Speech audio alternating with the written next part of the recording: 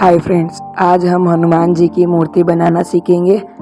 अगर आप हनुमान जी की मूर्ति बनाना सीखना चाहते हैं तो आप इस वीडियो को स्टेप बाय स्टेप देखते रहिए।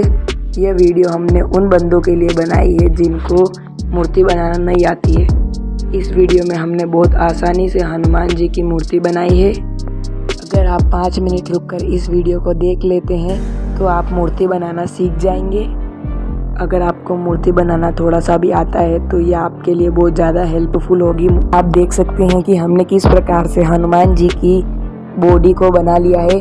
कुछ इस प्रकार से आप देखते रहिए कि हमने कहाँ कहाँ मिट्टी ऐड की है और कहाँ से रिमूव की है। आप मेरे हाथ में ये टूल देख सकते हैं।